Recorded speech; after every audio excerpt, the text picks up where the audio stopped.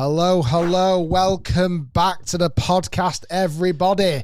It's been a while. Let me just wipe off the dust off this microphone and the headphones.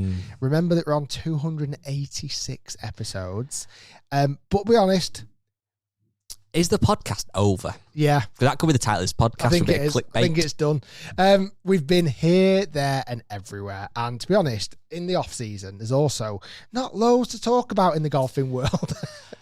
We need some more excitement to happen. We've actually got a lot today, though. We've got excitement. Can I have a bit more volume as well, Ben? Sorry, a little bit quiet for my headphones. Hell, diva. I know. Well, a bit more. Hello. That's not bad. Better. We've got some exciting news. If you are watching on the podcast, you'll notice a few things in front of me. We'll come on to that in a moment, but some very, very, very exciting merch dropping this week on Friday. Can we be honest? Go for it. So the podcast is over. It's finished. It's the last one ever. But we have some big news today. Some huge news. People who are watching the video will see it already. However, the other big news is, and partly why the podcast is back, is we have been shortlisted, Rick, drum roll please, for Golf Podcast of the Year. Whoop, whoop. Yeah. Whoop, whoop. So, you know what? I think we need to come clean. We have a little bit neglectful, if that's the right term, of Perfect the podcast term. Recently. But genuinely, it means so much to us. We have done, you're right, 286 episodes. It won't be very long before we hit that magical milestone of 300. And you know what? We've built a community who we do adore. We've got some amazing members of the clubhouse, and we meet often people, whether it be at the golf course or on the street, who listen to the podcast week in, week out, and we massively, massively appreciate them. You know what? Ultimately, at the end of the day, awards mean nothing. However, we would love to win. We'd absolutely love to win. You and me, suited and booted. Is it? I don't know if it's a digital award. I tell you what, if it's a real awards show, we'll go in suited and booted. If it's not, it's just done over an email. We will sit in your house, hand in hand, suited and booted. I love that. Yep. Drinking some Coke Zero. Yeah, absolutely. Coke with a bit of lemon and lime. I've been now, I know you've been longer, I've been officially 5 months without alcohol. Well done, that's good. Really good. For Have you the got Christmas to a year now? December 29. Oh, so It'll be close. 12 months. 12 months. So December 28, I'm going to get drunk and ruin it all. I'm catching you. You might catch me. Maybe I'll break one day and you carry on. And well, then we've got our win. staff do on Thursday, but I think you and me are the only members of the team that are probably not going to be drinking. The sensible ones or the boring ones. But yeah, if people would like to vote for us, we would massively appreciate it. We will leave a link in the description to how to vote for us. It's really easy. It literally takes 10 seconds. The website is sportspodcastgroup.com, blah, blah, blah, but we'll put it in the description. And we'll do one of those things when we win the award, we'll dedicate it to all our wonderful fans and listeners. Before we go on to other bits, though, should we say something that we've got in this episode, something very exciting that we're going to talk about? Should we give one of those things away to somebody that votes for us? There's a little bit of a treat, a little bit of an incentive. If you voted for us for the podcast, is it Best Golf Podcast of the Year, Best Golf Podcast of 2024. Well, it's actually 2025, it's classed it as, but... I mean, surely we're going to win that, right? There can't be that. Come on, there can't be that many other candidates. Stop, Rick. Just cut the podcast, Rick. We need to act humble so people vote for us. Oh, yeah. Please, everybody. If you have voted for us to win the Golf Podcast Awards 2024, leave a comment down below on the podcast video episode. We will pick a lucky winner to win a little swag. Little bit of Birdie sauce swag. I'll even one up you. Leave a comment on the video if you're watching. If you're listening, you think, well, I'm not going to watch the video. Screenshot your submission entry. vote, correct? Yeah, all those words would work. Tweet them at Rick or put them on Facebook or DM Rick on Instagram. Whatever you want to do, let us know. Email us, podcast@rickshiels.com. We'll pick someone to get a bit of BS merch. So, this is it. A lot of people have been talking about Birdie sauce merch. Last year we dipped our toe into releasing some RS merch, which did really, really well. Thank you so much for everyone that purchased the RS merch.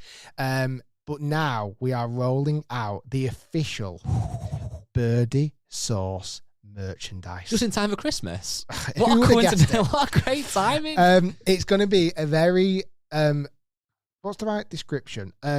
Quite a small amount of products, as in like some product line. Not a lot of SKUs. SKUs, as they would call it in the industry.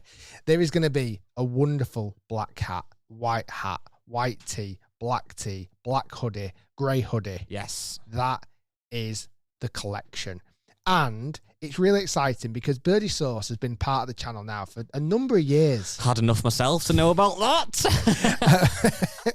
I wonder how many genuine, over the time frame of like 3 or 4 years that we've used Birdie Sauce, I wonder actually how many there's been on the channel. Oh, hundreds and hundreds. Because obviously I have guests. Yeah. I've not made hundreds and hundreds. No. But it's been synonymous with the channel. We've also, more recently, certainly in the Selena footage, there was so many birdies, and it was great hearing like George and Wes talk about Birdie Sauce. And we see it when people out and about playing with your mates and someone makes a birdie. I've seen the little clips where it's like Birdie Sauce, and almost you want that kind of lava animation. It never happens to me. When I play golf, not on the channel, and I get a birdie, the sauce never comes out. Wild, isn't it? Because live, it does happens. happen. It's weird. But yeah, the demand has been fantastic. Always has been. People have loved this kind of idea, this kind of celebration of a birdie, because birdies aren't super easy to get, are they? They're not. And whether you are someone who makes a lot of birdies, i.e. a James Robinson, or you're somebody who's never yet had a birdie, you still have that feeling, don't you? Because Birdie Sauce, it's more than just an actual birdie. It's holding that putt or hitting that chip close or smashing that drive, where for that 10 seconds you think, this is why I love golf. Correct. Until you get to the next tee and it goes out of bounds. Correct. And you remember why you hate it again. But it's that feeling. If you could bottle it, that's Birdie Sauce. If you could buy merch with it on, absolutely. That's Birdie Sauce. Correct. Do a little twizzle for us as well, because that hoodie you've got on, Rick, it's for those listening, you need to go and watch. That now. Oh, yeah. Can we see that, Ben, on the camera? Oh, wow. It looks like he's about to drop the hardest mixtape of 2024. So we've got a little character. He might not last ever from this collection. He might be one and done. OG collection. Our little Birdie Sauce character. We've also got 2, 3, 4 on the bag, which is obviously the indication of having a birdie on a par 3, a par 4, par 5. What about par 6? A par 6. Did you eagle the par 6 we played that time? No, I birdied it. I got a 5. There you go. I got a 5. Also, it's really fun what we've done with the logo. So the actual logo is this... obviously it's a bird logo, but in a really stylish manner. And it's actually taken inspiration from our RS logo and actually managed to use the section of the R, the top corner of the R, and actually embedded that into the actual Birdie Sauce logo as well. Then we've got this scribble with the Birdie Sauce, which I really like. Got this character. It's going to be a fun... Want to lift them up for the camera? It's going to be a fun, exciting brand. Nice. That is, people are going to love to rock. It's very much off-course wear. You go into the driving range. Correct. You're nipping out with your wife and your significant other for a Sunday roast. Correct. It's very much casual wear. You can definitely wear the caps out playing golf, but the t-shirts and the hoodies are just more for just repping the fact you play golf. Because you're not quite doing the school run yet, are you? But whenever I do the school do the nursery run. They do the nursery run. Yeah. Whenever I do the school run or if I go to Trafford Centre at a weekend or ever, I always appreciate it when I see somebody with some level of golf merch on. Mm-hmm. Whether if it's raining, they've got like a big Titleist brolly or I always love that. Or if it's cold and you're nipping somewhere and someone's got like a ping bobble hat on, you always think, give them a little nod. Yeah. It's a little nod of appreciation. You go, yeah. Someone's using a 7-9 as a walking stick. Exactly. Clearing the drive with the snow. But I always think it's really nice when you see kind of golf products off the course. It's like that little tip of the hat, like, I'm one of you. Yeah. You're part of the old community. Yeah. I want that to happen with Birdie Sauce. I want people to be walking around and kind of going, Birdie Sauce, and then suddenly start chatting about. Doesn't Birdie Guy Sauce ruin and the what it means. podcast? Did you vote for them for the Golf Podcast Award? No. All those things, like, I want it to connect people. I want people to go into a driving range and kind of giving a little nod of the hat and like, oh yeah, we've got something in common there. We like making birdies. We like celebrating our small wins. We like repping the merch. Like I say, I'm really excited about this product drop. I think it's going to suit an awful lot of listeners and viewers. It's kind of fun, but it's also quite stylish. And I think I'm really, really excited about it. And I'll certainly be repping it, as Guy will, contractually for the rest of your life. I think you signed for. Yeah. And now that we've plugged the podcast award and the merchandise, we can probably just end the podcast there, can't we? That's done what we need to do. And we said it was over, so we've got the clickbait title. It's so great. No, but we have, you know what? You're true in what you said about how it's been a bit of a quieter time for golf in some regard. However, it's also that's old news now because there's so much happening in golf, whether it be the new drivers that you are currently testing. You've got so many new clubs to test, which will all be launched on the Hit channel in January. Very exciting. The season's right around the corner again. Scotty Scheffler has just absolutely dominated the Hero. Just when you think he can't get any better, he goes out and destroys. I know it's a small field, admittedly, but goes out there and plays like he does with a bit of a claw grip. Only thing that let him down. I love that. I hate the claw. I know you use it. That. You use it. I don't mind you. Tommy Fleetwood uses it. I like Tommy Fleetwood. Scotty Scheffler, like Scotty Scheffler. But the claw grip, come on. Well, first off, forgot to mention, Birdie Sauce on sale Friday. Oh, sorry. RickShiels.com. RickShiels.com. Birdie Sauce on sale Friday. Get it while you can. We envision it to be selling out pretty quickly. So get it out for either yourself or for loved ones ready for Christmas. What would be, I'm going to buy one piece and one piece only. What would you recommend? I like the black cap. Yeah, I'm with you on that. The hoodie's comfy, though. The hoodie's very, very comfortable. It's Really is. Really good quality. Really nice. Really, really happy with what we've managed to produce. One last thing. If you see somebody in the street or at a golf club wearing Birdie Sauce, what are you going to do? Hug them? Me, personally. You see someone wearing a Birdie Sauce hat. £100 note. That's a good investment, that. Buy a hat and you might get... They get a £100 note, which doesn't exist. Oh, that's what they get from me. Monopoly money and a hug. We'll go up to each other and do this like real cool dap. You can't do that. Mate, I'm the dap king. I am literally... The noise I create with daps is obscene. But yeah, you've been my friend for life. Nice. So Scott Scheffler moved to the claw grip, which was a real shock. Definitely, I have inspired him. Yeah. No, definitely. There's no question about it. Yeah. He copied me with his beard. Which he now got rid of again. That was his first step. Yeah. He used to wear Nike. He now wears Nike. Exactly. Will he be wearing Birdie Sauce next? I think a big announcement coming soon, everybody.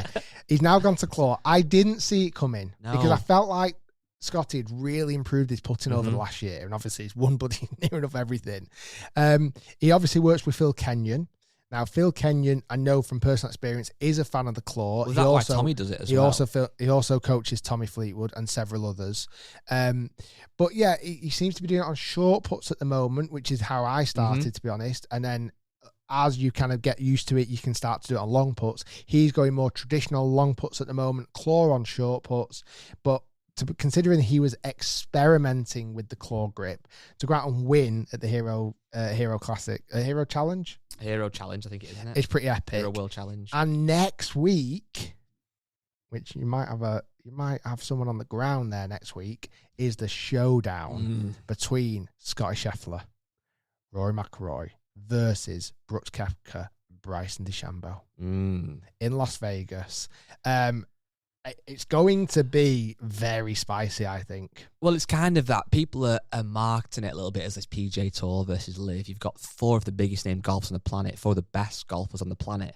The way that Scotty Scheffler is playing, though, and the way he has been playing, and I'm sure will continue to play, how do you ever bet against him in any stroke, any format of any golf tournament? What's very interesting in that makeup, he'll be the shortest hitter by a mile. Yeah. It'll be Bryson, then Rory, then Brooks. Like Brooks will be the third longest in that group. Crazy. And then Scotty. But Scotty then will be hitting his second shot in first every time. He'll just be stiffing it. And his irons is so incredible that his 5 iron probably goes closer to the hole than Rory's pitching wedge. Let's be honest. So I think that'll be a real interesting match play dynamic. And I don't know if Scotty would get massively flustered or pestered by Bryson's bomb drives. Oh. I think Rory will do. Do you think? Yeah. This is how I think it's going to go, okay? And I'm going to be on the ground, like watching it live, which I'm really excited about. I think it's going to be Scotty Scheffler versus Bryson Brooks.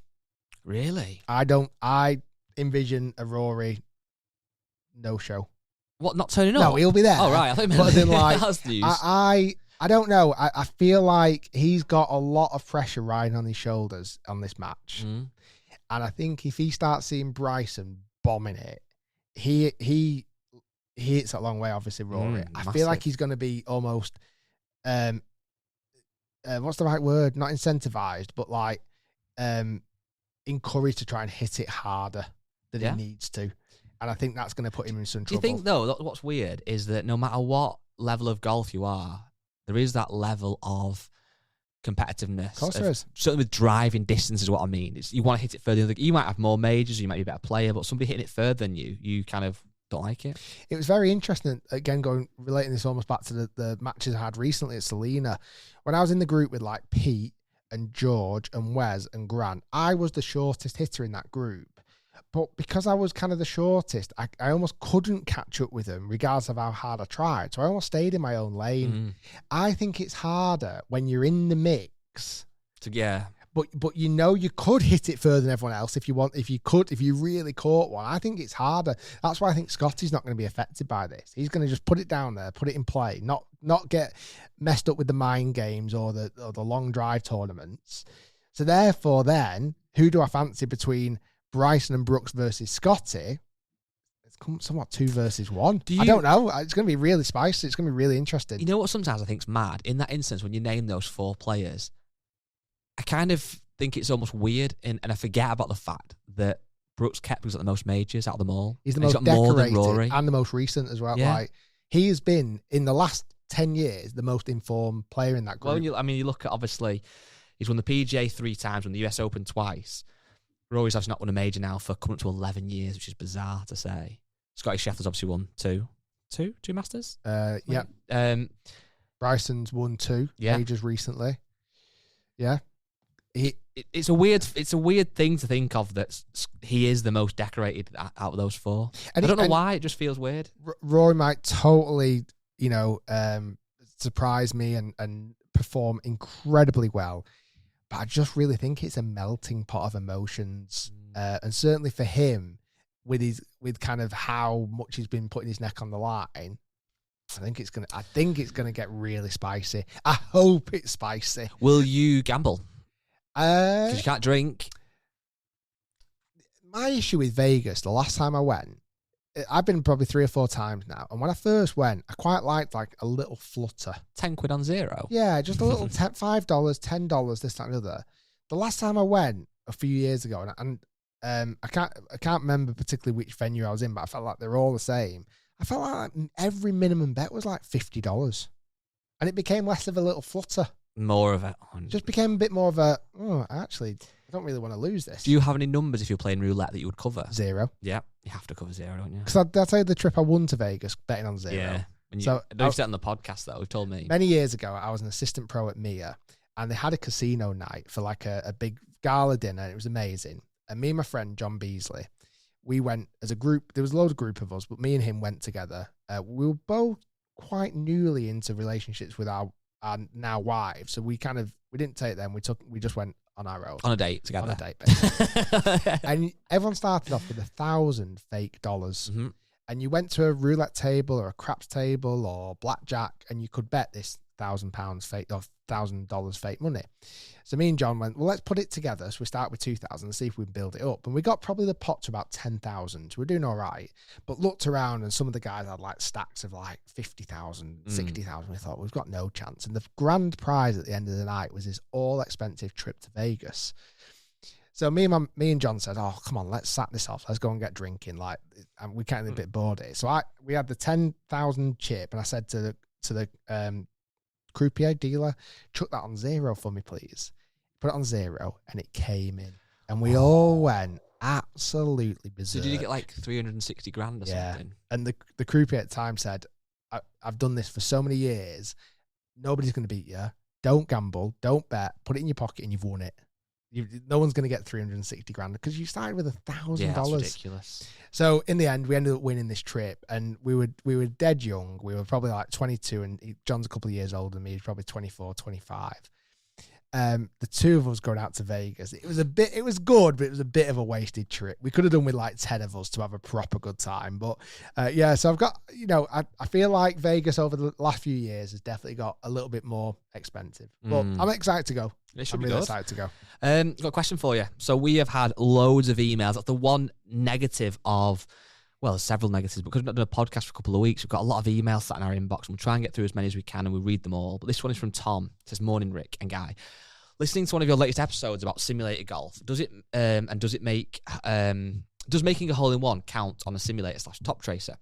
My local driving range was running a competition to win a year's free range balls. Me and my friend gave it a go. It was Harbour Town, 174 yards, hole 14. If you use a top tracer at the driving range, you should know the hole. After about 20 balls each, I finally made the hole-in-one. I was really happy about winning the range balls for a year, but my friend was even more impressed about the hole-in-one. But I don't think it does properly count. It was an open driving range, so there was like wind, etc. Does it count as a hole-in-one? No. It's not even a debatable. It's not. I mean, that is literally the definition of a non-hole-in-one. Do you think, though, how I could never, ever, ever count that, but some people would. Would you count it, Ben? I think Ben... No. No, good. Even by my low standards. In theory, I've had 4 hole-in-ones, but I only count 1. Because the other 3 were on like a little par 3 course. Yeah. And like the holes were like 60 yards. I'm not counting that. Like, for me, I feel like it's got to be at least over 100 yards. Mm-hmm. Or let's say the postage stamp at Royal Troon was 99 yards. Mm-hmm. Well, that's fine to count. It's a real hole. But it has to be your first shot. It has to be in a regulation round of golf, ideally. And for me, it has to be 100 yards. What about towards the end of the live season last year? There was a hole at, I can't remember where it was in the US. They finished up.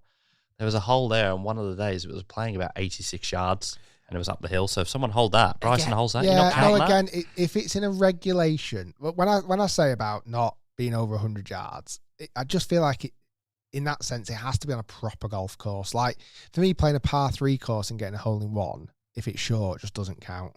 Even 80 yards is a bit short-ish. Yeah, really, but I suppose if it's in an actual tournament. Yeah. Can I tell you off? For not doing a podcast. No. So we've had an email off a guy called Mark, and I think he means it in good faith, but it's a little bit. But anyway, I'm going to read it to you. It says, I send this email with the greatest respect for how great your content is and how much it's growing the game of golf, Rick. So first of all, it's a big compliment. Okay. This sounds like a praise burger. It is. That's why I feel the need to point out how annoyed I get with Rick and the way he uses preferred lies around the green because new golfers copy him. Following the R&A rules, you are only allowed to prefer your lie once. This means when you take a preferred lie on the green, as soon as you have placed the golf ball back on the ground and let it go, the ball is now in play. If you adjust it again, as Rick often does, it is a penalty. Genuinely, this only bothers me because of the huge positive influence YouTube golf has on beginners. Love the content, love the podcast, long live the YouTube king of golf. So, how do you feel about that? I'm a cheat. Phony. Fraud. Delete all the videos. Criminal. Delete all the videos. We're done, guys. It's been a good run. Did you know that 12 rule? years. I did. I didn't. Yeah, I actually did. You just chose to break it. I don't know if I always feel like, hear me out, so we do preferred lies quite a lot because a lot of the golf courses, certainly in the UK, like in this time of year, they're still wet and they want the golf course to look great on camera, so it's fine. Obviously in America when it's great, you wouldn't use them necessarily. However, when the tee or whatever is in the ground, I almost feel like, maybe wrongly, that once that's in the ground at the side, you can do what you want with it, clean it, put it down, or move it again. Is that not the case? No, you are. I do know you're not allowed to move it more than once, but it depends on, like, I'd be interested to see an example of what is he anonymous or is he So, his name? no, his name's Mark. He said, you do alignment of the ball, so because you use your putter a lot off the green. That's it. I think what I'll do is almost put it down. I take the opportunity to line it up. Like on the actual green. Yeah. And like on the green, when my ball marker's still down, I'll pick it up, I'll move it and I'll tweak it. And I'm like adjusting it. And sometimes I will just pick it up and readjust it.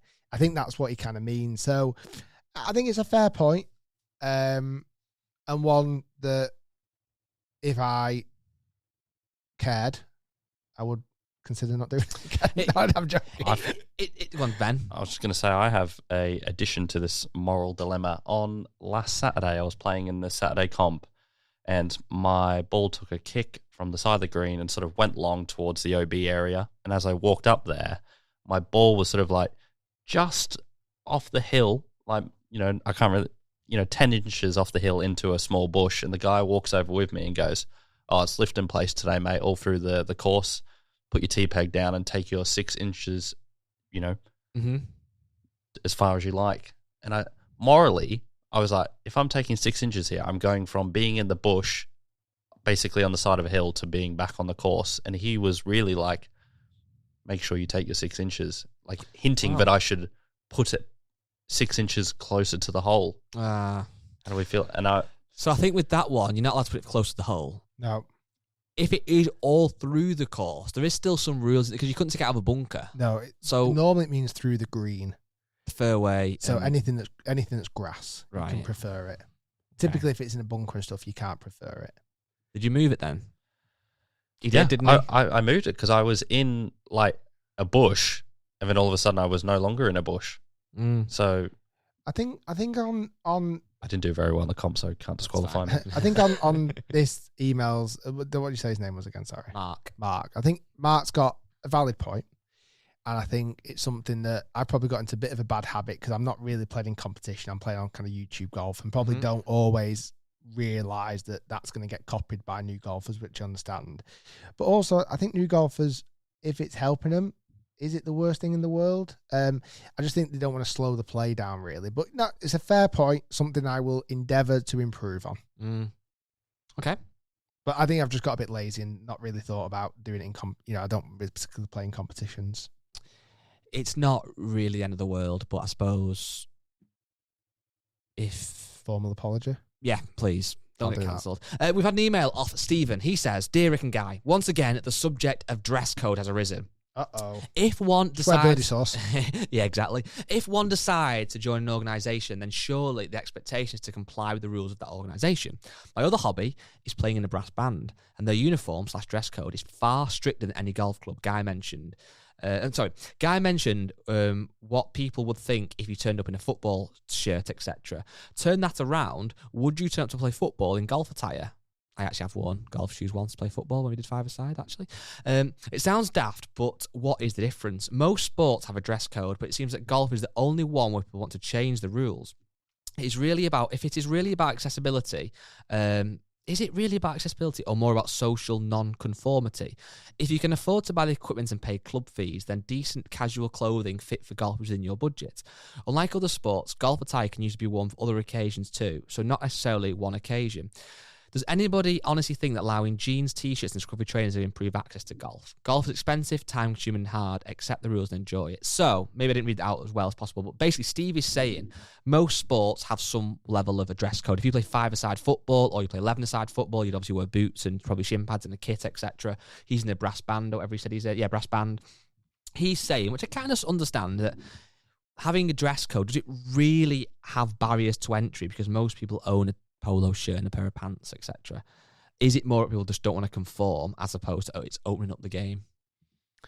I mean, he's got a good point, to be fair. I certainly feel like golf attire, and we've spoke about this a number of times on the podcast, has relaxed enormously. And I think it will continue to relax. I just think it'll take time. But what's really interesting, I've also seen golfers who do adhere to the dress code, but are still really scruffy. Yeah. They might have golf shoes on, but they're absolutely battered, or they're caked full of mud, or they have got correct trousers on, but they're ill-fitting, or they're dirty, or... So, I'm kind of done with this dress code conversation. I do think it should be relaxed. But I still think a lot of people will wear golf attire. I suppose the difference is, and I get his point, I do kind of somewhat agree with him. However, if you played football for a Saturday league team or a Sunday league team, you have a kit, and obviously you have to wear boots for kind of safety reasons or whatever. You kind of know that because you are part of a team. If you're a member of a golf club, yes, you could argue you've joined that golf club, like joining a team, but you might go out and play on your own a Wednesday afternoon when the golf course is really quiet. It kind of feels like, well, why do I have to wear a certain set of clothes? But, back to Stephen's point, you kind of know that when you join or when you sign up. So I think that's why it's a topic that's never going to go away, because there's kind of pros to both sides, isn't there? And you can understand both sides of the argument. I'd love a day where it was almost wear what you want day. And actually see what people turn up in. Golf clothes. That's what I mean. I don't think it'll be that different to what people already wear. No. We've spoke about this a few times. Like, I wouldn't wear that many. I'd wear the same sort of things, to be honest with you. Once, I think I mentioned this in the podcast, I went to the golf club late one evening when it was like basically no one was around, and I actually wore my gym clothes just randomly, and it did actually feel But great. it felt good. Felt really good. There's 2 things I don't agree with. 3 things I don't agree with, okay? I do think you should be able to have your shirt tucked in or out. Mm-hmm. I think that should be fine. I think sock rules should be abolished. Yeah, wear whatever socks you want. And I think short rules of a certain length should be abolished. But apart from that, like, just enjoy, be comfortable with what you're wearing. But I understand there is going to be rules and restrictions.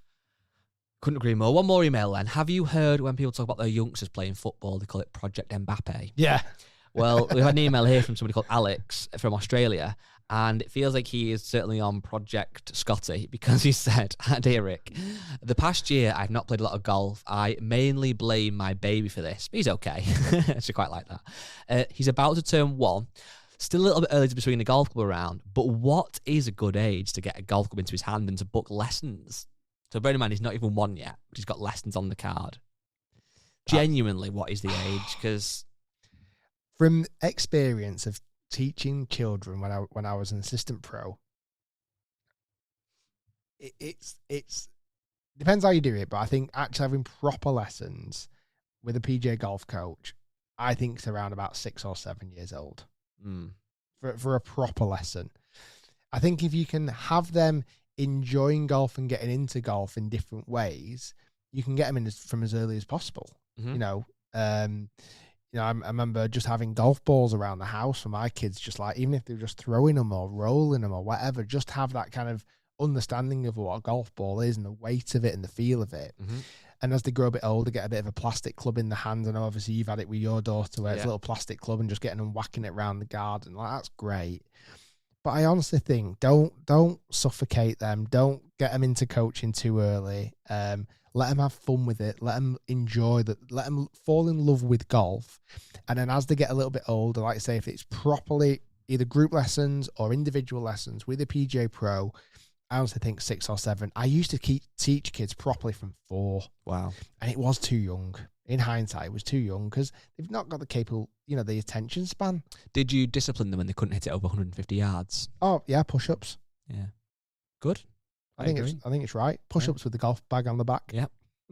I mean, it always looked amazing. Like these little kids with the little bags and the clubs, and again going back to idea, dressed like little golfers. Like, they look great.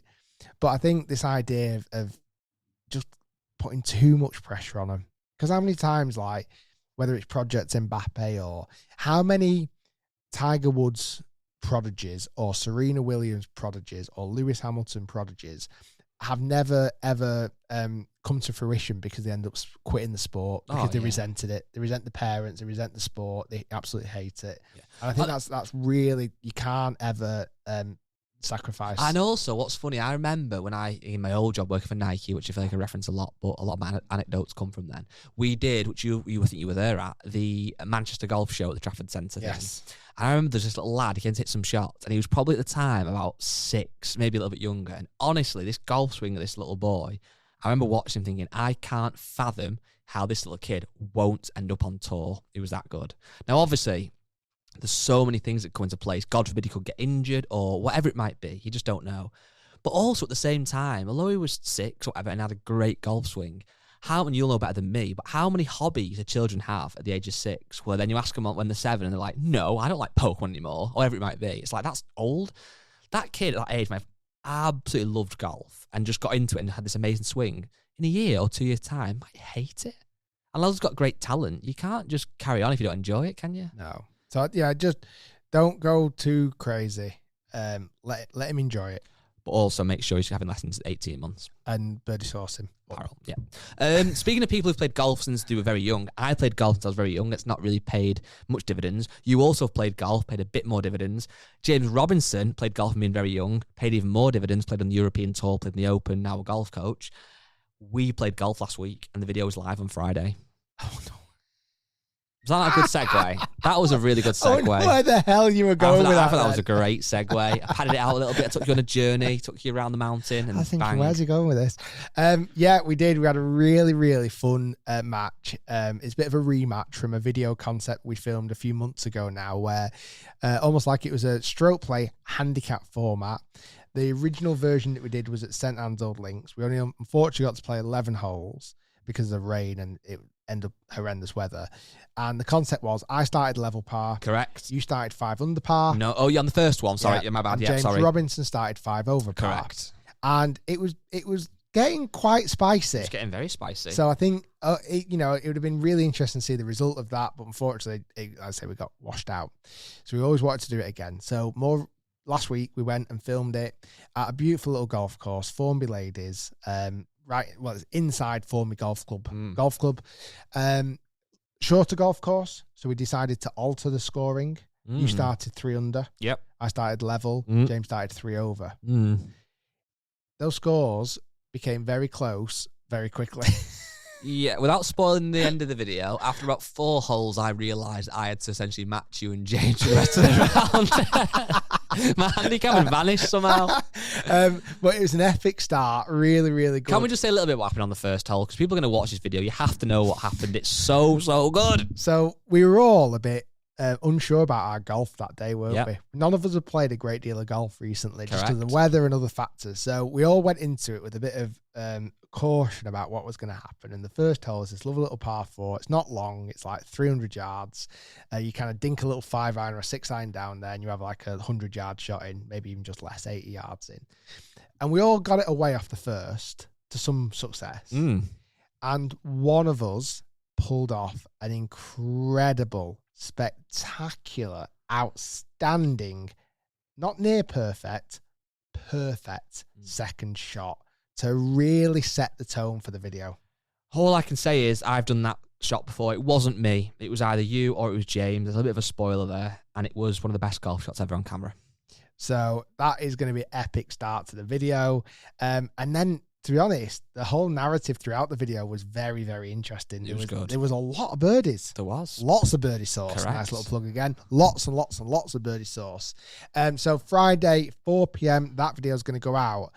And then, as Guy mentioned earlier, I've been currently testing all the brand new drivers that are being released from several brands over the next few weeks and months. Again, can't say too much because we're under embargo. Is it a big year for drivers? Because I haven't seen you hit them yet. I've seen all the announcements, but there is one particular driver that I'm outrageously excited about. And I've already hit it, but I want to test it fully, properly, in depth. okay. So that's going to come soon. It's the lead contender to be my new driver for next year. If I'm interested in golf equipment and I want to see your unbiased and fair reviews of all these golf clubs, where the hell do I go? Well, it's funny you say that. We've got the Hit channel, the independent, honest, independent and trustworthy YouTube channel all about golf equipment. So if you want to see all of the brand new driver releases and more products videos, check out Hit. Make sure you subscribe. We're getting really close to 300,000 subscribers. Well done, you. If we're not there already. Well done, everyone in the team. Well done, Ben and Guy Ed. and the rest of the team. Ed and Matt, they've done a wonderful job on Hit. So if you want to see any of the driver videos, they have a new home. They are not going to be on the main channel. Wow. They are going to be all on the Hit channel. And just a bit of a heads up, podcast over the next few weeks might be a little bit more sparse. Main channel videos might be a little bit more sparse. But that's Don't because, you worry. That's because we have got some outrageous, incredible, mind-blowing plans for 2025. And that is not an exaggeration. That is underselling what we have in store for 2025. I would like to give our hardcore audience, the Clubhouse members, a little bit of insight into something. What that something is, when we go a little bit quieter, whether it be on podcasts or whether it be on main channel uploads, I understand people might go, it's a bit weird. What's happening? Where's Rick been? I've not heard from him as much. It's always because something's cooking. There's something massive cooking. So we know, we're in the kitchen. Ironically, if we have gone quiet on podcasts or main videos, that's a really good thing in a way. So hear me out. Because it means we are busy boys and girls behind the scenes cooking something big up. which will be shared with you, wonderful listeners Big and viewers. content pie. Very, very, very soon. Guys, thanks for listening. Thanks for watching. Please be vote. sure to vote for us to win the Best Golf Podcast Award, which would be an amazing achievement. We'll have a nice little plaque award, whatever it is, on the shelves here. Friday, Birdie Sauce launches at rickshiels.com. T-shirts, caps, hoodies. It's going to be a limited collection. Once this sells out, we are never stocking this again. We're going to bring out new models, new lines, new collections. So really excited. All people have to do, whether you're in the car now or on a treadmill, think of two things: vote, buy, vote and buy, vote and buy. That's quite a good little rhythm. That's all you have to do. Vote and buy. Sounds like an election campaign. Guys, thanks for listening. Thanks for watching. Stay tuned. Lots more to come, and we'll see you very, very soon.